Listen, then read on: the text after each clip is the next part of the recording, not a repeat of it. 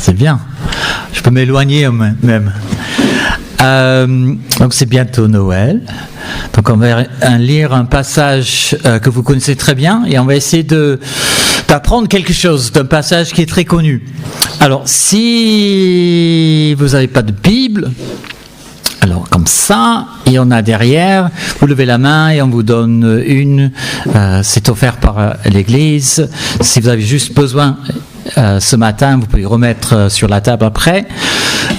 Tellement important, n'est-ce pas, de lire cette parole que le Seigneur nous a laissée. On peut se faire son propre opinion, bien sûr, hein, ça c'est évident. Moi, je peux penser pas mal de choses pendant la semaine, pendant la journée, même maintenant. Mais ce qui compte et ce qui dure et ce qui est vrai est toujours vrai et ce qu'on trouve dans cette parole. La Bible, que Dieu nous a laissé sa révélation pour nous aujourd'hui, où on peut mieux connaître, ce Dieu qui désire se révéler. Donc, si vous êtes là ce matin et vous ne connaissez pas Dieu, je vous recommande fortement d'ouvrir la Bible et de faire connaissance avec un Dieu qui veut vous connaître ce matin. C'est tellement important. Noël, c'est Emmanuel, Dieu avec nous. Dieu veut être avec toi et j'espère que toi, tu veux être avec Dieu. Donc, n'hésitez pas à lire ce matin cette parole. Donc, Luc, l'évangile de Luc, donc dans le Nouveau Testament, nous avons l'Ancien Testament qui précède la venue de Jésus, bien sûr. On a l'histoire d'Israël. Et puis, nous avons le Nouveau Testament avec les évangiles Matthieu, Marc, Luc et Jean. Et puis, l'histoire de l'Église. Et ce matin, nous lisons dans l'évangile de Luc, chapitre 2. Comme je dis, un passage que vous avez entendu... je dis ça souvent. Après, les gens disent non, j'ai jamais lu la Bible, j'ai jamais entendu. Donc, pas grave. Si c'est la première fois, tant mieux. Vous allez avoir une révélation de ce que Dieu veut dire. Donc, Luc chapitre 2, verset 8. Si je trouve.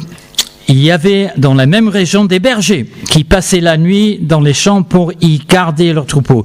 Donc, c'est la page 661 dans vos Bibles. Un ange du Seigneur leur apparut et la gloire du Seigneur resplendit autour d'eux. Ils furent saisis d'une grande frayeur. Mais l'ange leur dit, n'ayez pas peur, car je vous annonce une bonne nouvelle. Et on en a besoin, n'est-ce pas, de bonnes nouvelles. Ce matin, je vous annonce une bonne nouvelle qui sera une source de grande joie pour tout le peuple. Aujourd'hui, dans la ville de David, il vous est né un sauveur, qui est le Messie, le Seigneur. Voici à quel signe vous le reconnaîtrez. Vous trouverez un nouveau-né enveloppé de l'ange et couché dans un mangeoire. Et tout à coup, une foule d'anges de l'armée céleste se joignit à l'ange.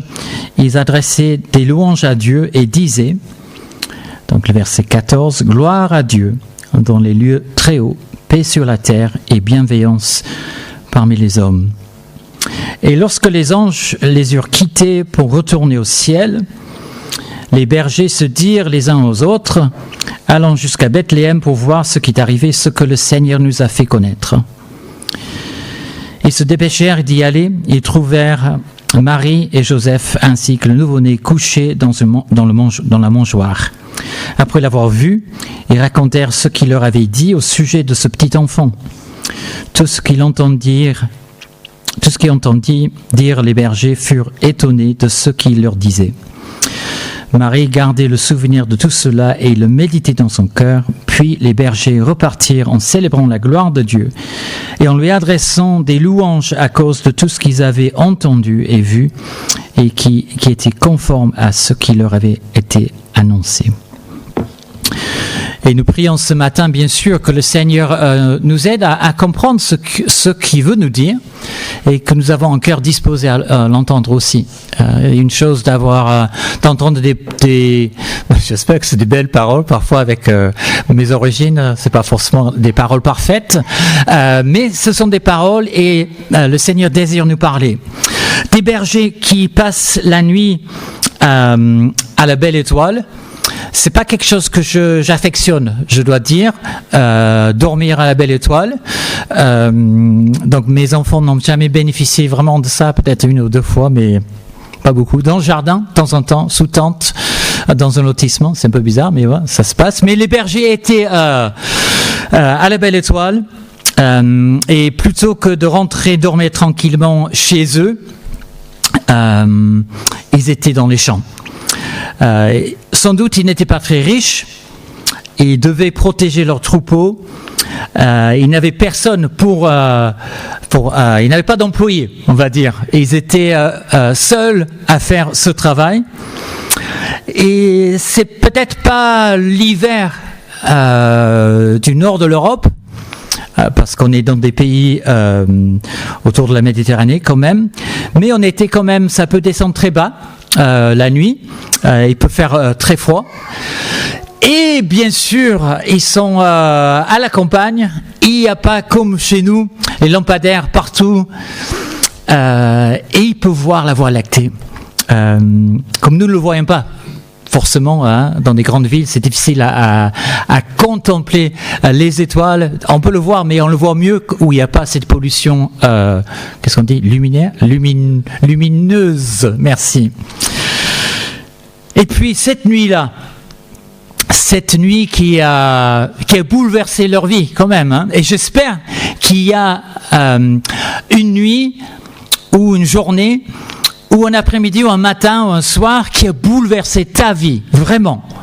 Où en fait Dieu s'est révélé à toi. C'est tellement important d'avoir cette connexion, ce contact réel, une relation vraiment vraie avec Dieu.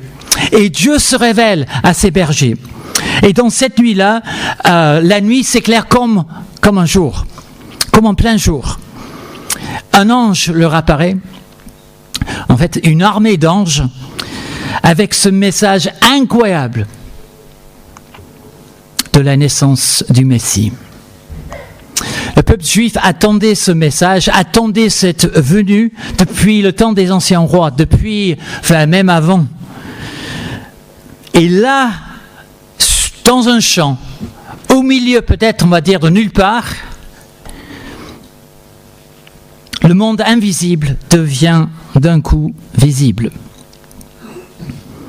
Audible même. Dieu parle à travers les anges. Et le ciel, sans doute des astrologues, se fait envahir par le ciel de Dieu. Dieu désire se manifester. Et tout cela au bénéfice de quelques bergers très pauvres. On peut se demander, mais pourquoi pas à Jérusalem quand même, c'est une grande ville, c'est là où il y avait des gens importants. Pourquoi pas à Rome avec l'empereur? Pourquoi pas au temple devant les rois, les prêtres, les gens importants? Et c'est sans doute parce que le premier acte de l'histoire de celui qui s'élève, on le lit dans l'Ancien Testament, lorsqu'on décrit ce Messie qui devait venir, on dit celui qui s'élève comme une jeune pousse sortant d'un sol aride, de celui dont on ne fait aucun cas. Et là, le ciel se réjouit. Et ceux qui sont au bénéfice de cette réjouissance, c'est des paysans israélites. Moi, j'aime bien les chants de Noël. En tant qu'anglophone, anglais, pas seulement anglais, il y a des chants de Noël, il y a des carols qu'on chante, et certains de ces cantiques de Noël nous invitent à suivre les bergers jusqu'à Jérusalem pour admirer le Christ. C'est une image, bien sûr. Mais ce matin, j'aimerais vous inviter à regarder un seul verset où nous lisons « Gloire à Dieu au plus haut des cieux et paix sur la terre aux hommes qu'il aime ». Un autre volet de ce message donné par les anges. Gloire à Dieu. J'espère que c'est ce que nous avons fait ce matin. Nous avons donné gloire à Dieu. Nous avons apporté quelque chose à Dieu. Nous avons glorifié Dieu à travers nos chants, à travers nos prières, à travers une attitude de cœur aussi. Parfois, les belles paroles ne reflètent pas un beau cœur, n'est-ce pas? Mais c'est tellement important d'avoir cette attitude véridique quand même devant Dieu. Gloire à Dieu pour la naissance de cet enfant. Nous savons, je pense, tous ce qui implique cette naissance. Et j'espère que nous aurons tous envie de dire gloire à Dieu. On est dans un milieu, on va dire, évangélique, protestant, un peu moins expansif que certains de nos frères et sœurs ailleurs. Donc on n'ose pas forcément dire gloire à Dieu. Parce que, enfin voilà, on est un peu... c'est pas nous.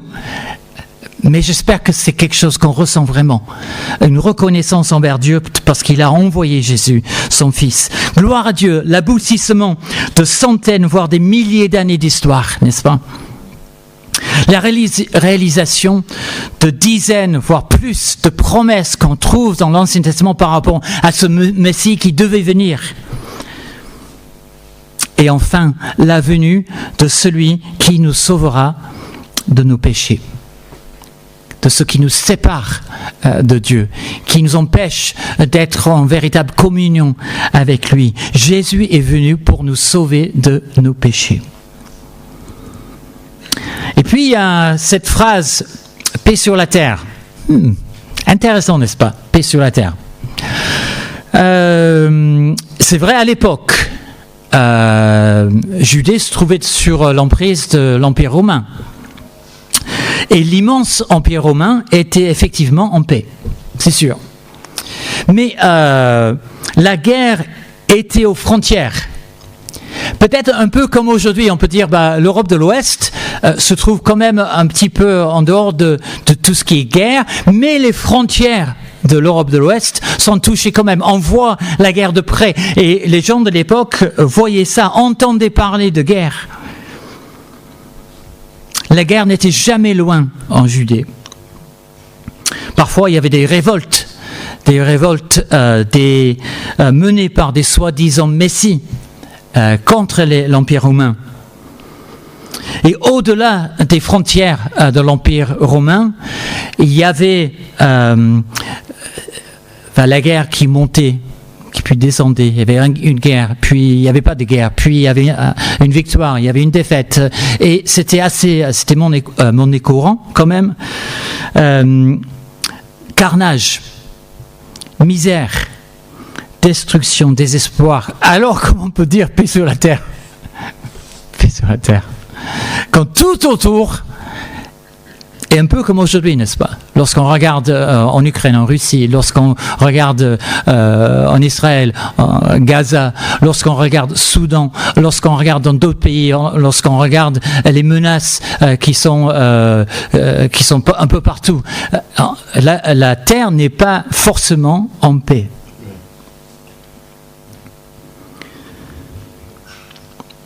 Et parfois, il y a même des conflits, n'est-ce pas, qui sont à cause d'une relation avec le Christ.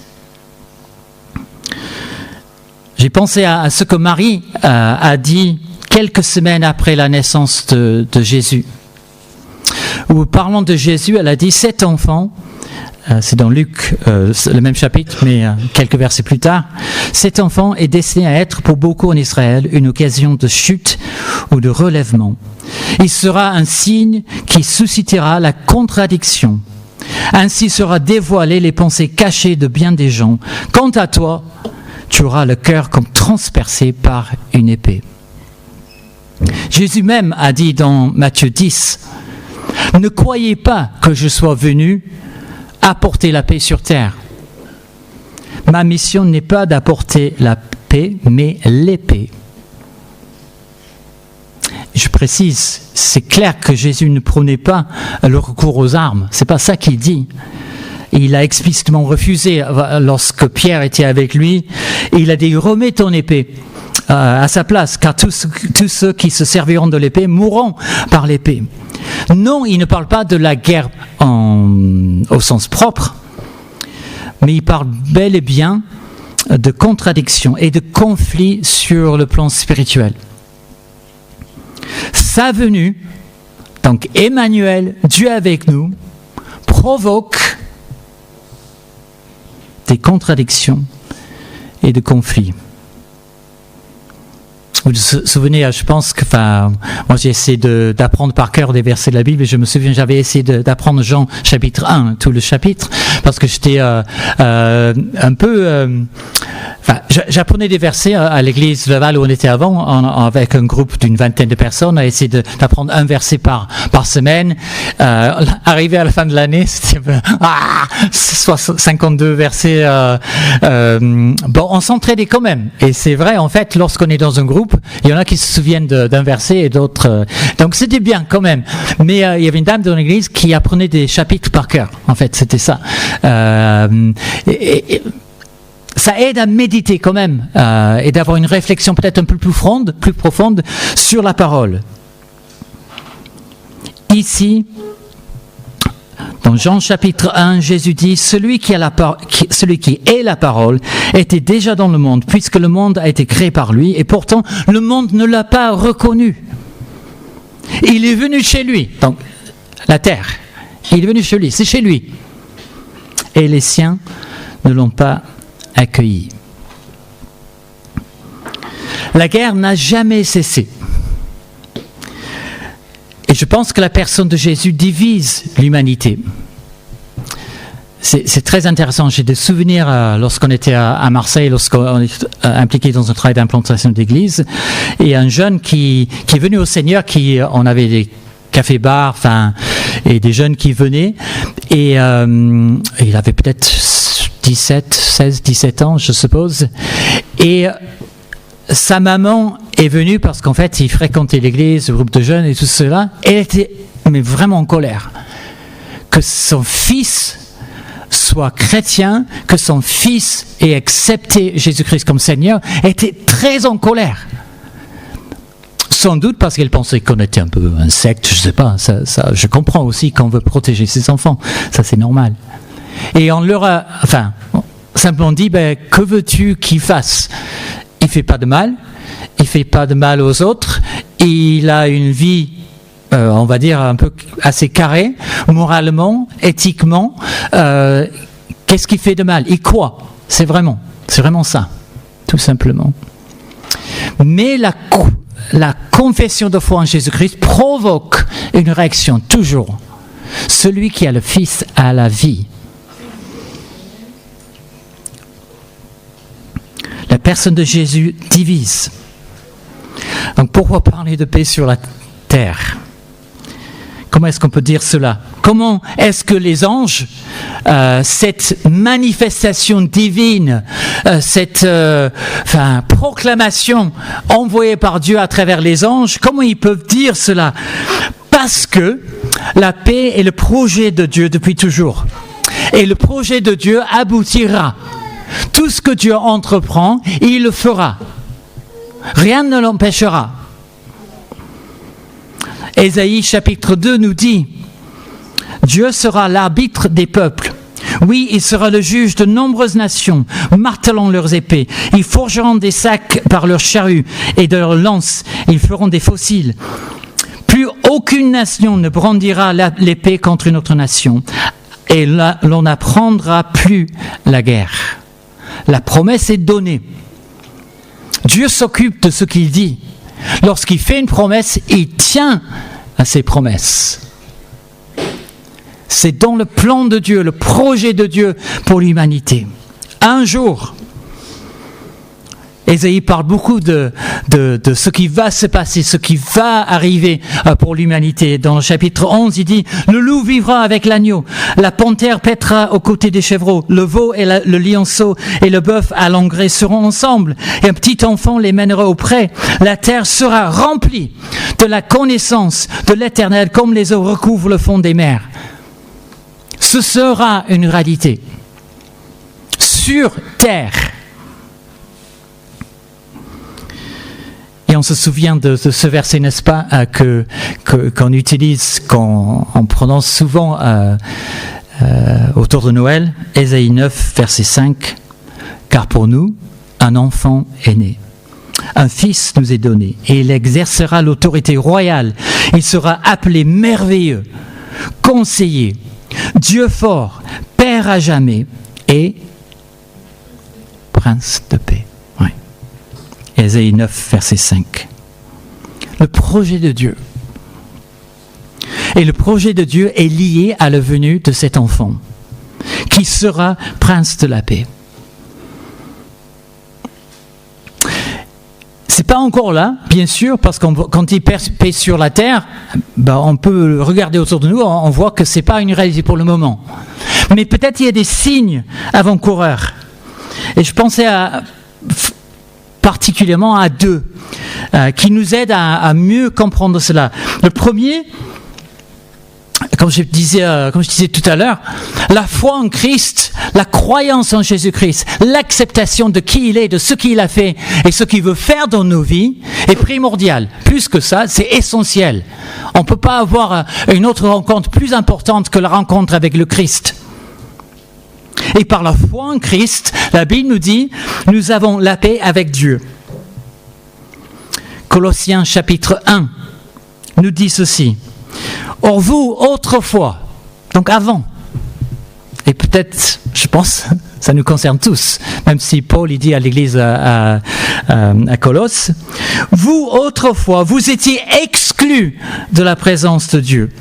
Vous étiez des ennemis à cause de vos pensées qui vous emmenaient à faire des œuvres mauvaises. Mais maintenant, donc il y a eu un changement, il y a eu quelque chose qui s'est passé. Ce beau jour, ce matin, cet après-midi, ce soir où on a rencontré le Christ, mais maintenant Dieu vous a réconciliés avec lui par le sacrifice de son Fils qui a livré à la mort son corps humain pour vous faire paraître saint, irréprochable et sans faute devant lui. En paix avec Dieu, réconcilié avec Dieu. Dieu aime ce monde au point d'envoyer son Fils unique. La raison pour laquelle Jésus-Christ est né sur terre, c'est pour sauver l'humanité. On le dit, moi j'ai lu, il est né pour mourir. C'est terrible ça, n'est-ce pas ? Mais c'est une vérité. Il est né pour mourir. Romains 7. Et voici comment Dieu nous montre l'amour qu'il a pour nous. Et j'espère que toi, ce matin, tu connais cet amour, que tu as vécu cet amour, que tu as été touché par l'amour de Dieu. Alors que nous étions encore des pécheurs, le Christ est mort pour nous. Paix sur la terre et parmi les hommes du bon plaisir de Dieu, les hommes qu'il aime. C'est la semence, sans doute, n'est-ce pas ? La promesse de la paix sur la terre.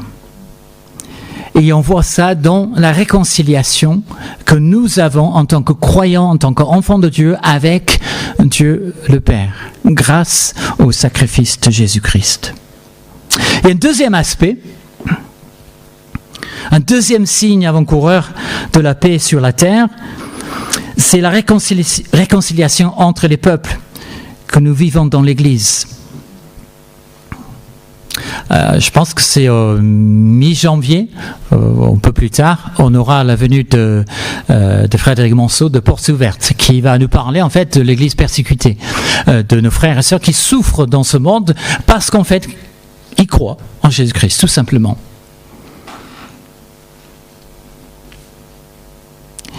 Je regardais l'autre jour une vidéo en fait des frères et sœurs palestiniens et israéliens qui chantaient ensemble la gloire de Dieu, qui louaient Dieu ensemble. Et il est vrai que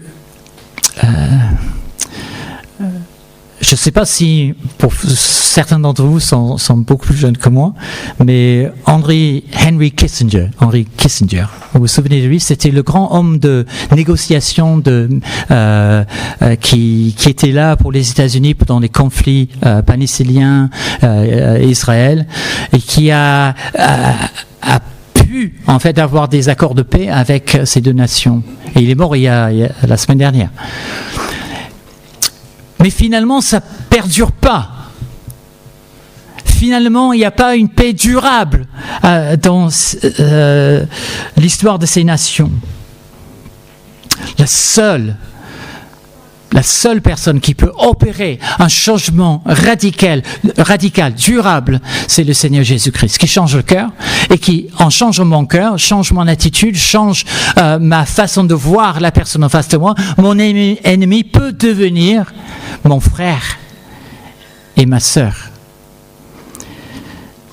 Honnêtement, ça me dépasse.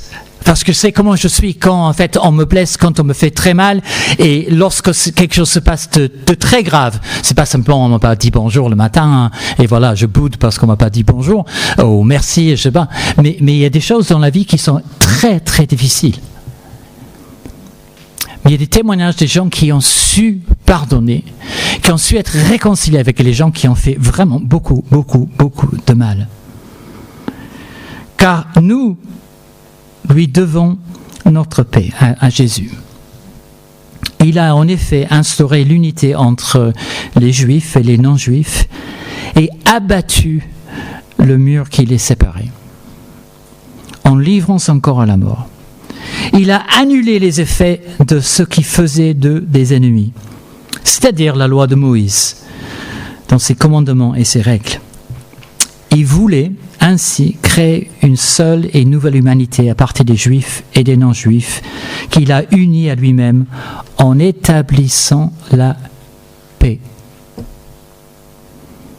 Il voulait aussi les réconcilier les uns et les autres avec Dieu et les unir en un seul corps en supprimant par sa mort sur la croix ce qui faisait d'eux des ennemis. Pour apporter la paix, il faut enlever ce qui reste en nous de, je ne sais pas comment dire, mais toi tu es mon ennemi parce que tu m'as fait des choses, ou tu as fait des choses à ma famille, ou tu as fait des choses à mon peuple, ou tu as fait des choses au nom de je ne sais pas quoi, mais tu es mon ennemi et tu resteras toujours mon ennemi, sauf lorsque Dieu intervient. Lorsque Dieu intervient et opère un changement total et fait de nous une nouvelle création. Quand les chrétiens sont en rupture de communion les uns avec les autres, c'est quelque chose de très grave. C'est bizarre peut-être de parler ça à Noël, mais si on parle de paix sur terre, c'est aussi la paix avec mes frères et sœurs, la paix avec les frères et sœurs dans d'autres églises aussi.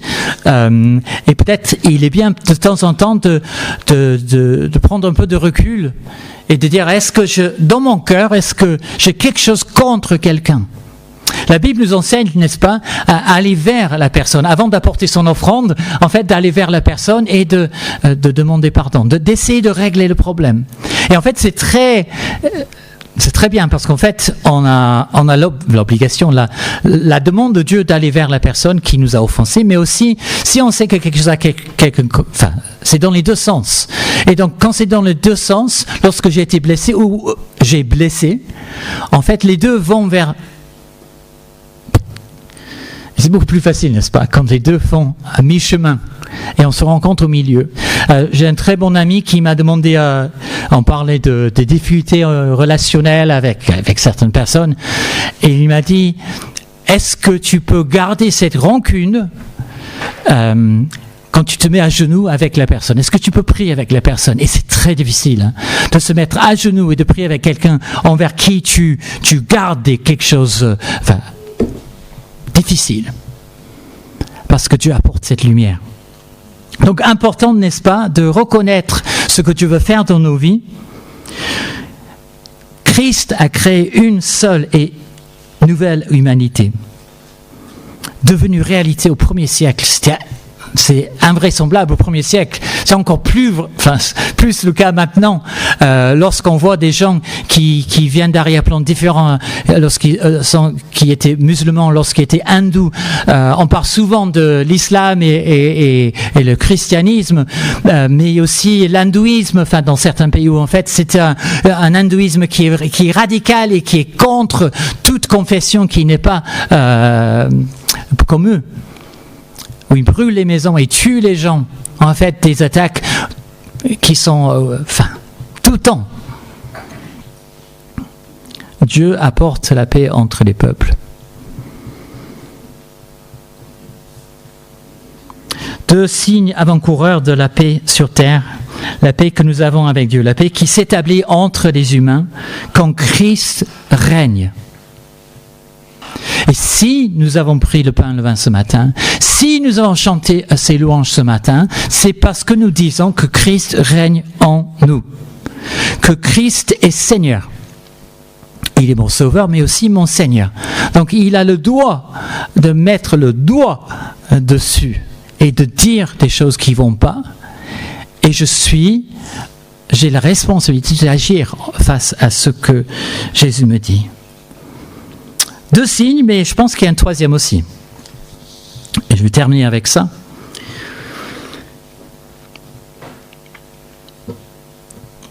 C'est bien d'avoir 3 au lieu de 2, n'est-ce pas ? Ça nous aide.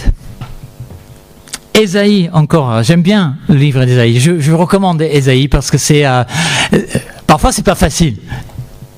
Et je ne sais pas, la dernière fois que j'ai entendu, on a fait des études bibliques sur un aussi grand livre, parce qu'il y a pas mal de chapitres, mais c'est bien. Je vous recommande quand même de lire et d'essayer de déchiffrer tout ce qui se passe en Ésaïe. On ne va pas tout déchiffrer, c'est vrai, la première fois qu'on le lit, mais au fur et à mesure, on découvre des choses qui sont très, très bien. Ésaïe 7. Écoutez donc, dynastie de David, ne vous suffit-il pas de mettre à dure épreuve la patience des hommes pour qu'il vous faille encore lasser aussi mon Dieu? C'est pourquoi le Seigneur vous donnerait lui-même un signe. Encore Dieu il va vers nous, hein. Il vient vers nous, il donne un signe, et Dieu donne, révèle, manifeste, parle. Parce qu'il nous aime tellement. Il vous donnera lui-même un signe. Voici la jeune fille sera enceinte et elle enfantera un fils. Elle lui donnera un nom et Dieu, Emmanuel, Dieu avec nous. Ésaïe 7, 13, 14. C'est pour cela que Noël, c'est une fête. J'aime bien Noël. J'aime bien quand les gens s'amusent. J'aime bien qu'on rigole. J'aime bien qu'on célèbre la naissance de Jésus. La nuit de Noël explose de lumière, explose de musique dans le ciel, parce que l'enfant est venu. Le Messie est arrivé. Et c'est la preuve, vraiment, la preuve de ce que ce projet de Dieu et que Dieu va aboutir, va aller jusqu'au bout. Il est la preuve que Dieu est avec nous pour nous sauver. Et il est celui qui nous transforme nos vies et réconcilie ma vie avec lui et ma vie avec les autres. Ésaïe encore pour terminer. Chapitre 8. Il n'y aura pas pour toujours des ténèbres sur ce pays envahi par l'angoisse. Et quand j'ai lu ces versets, je me disais, je pense que beaucoup de gens dans ce monde sont envahis par l'angoisse, envahis par le stress, envahis par la peur de ce qui va arriver demain. Même ici en France, ce sentiment d'insécurité, ce sentiment de je ne sais pas en fait, je ne sais pas ce que mes enfants vont vivre dans quelques années, je ne sais pas, ou mes petits enfants, ou je ne sais pas. Et il n'y aura pas pour toujours des ténèbres sur ce pays envahi par l'angoisse. Le peuple qui vivait dans les ténèbres verra briller une grande lumière. J'aime bien. Une grande lumière. C'est pas juste un tout petit. C'est une grande lumière. Ça brille. Ça se voit. La lumière resplendira sur ceux qui habitaient le pays dominé par d'épaisses ténèbres. Quel message d'espérance! Un pays habité, dominé par d'épaisses ténèbres. Cette lumière perce, brille. Car pour nous, un enfant est né. Un fils nous est donné. Et il exercera l'autorité royale. Il sera appelé merveilleux, conseiller, Dieu fort, Père à jamais et Prince de paix. Il étendra sans fin la souveraineté et donnera la paix qui durera toujours au trône de David et à tout son royaume. Sa royauté sera solidement fondée sur le droit et sur la justice, dès à présent et pour l'éternité. Voici ce que fera le Seigneur des armées célestes dans son ardent amour. Ésaïe 8 et 9. Prions. Merci Seigneur pour la venue de Jésus.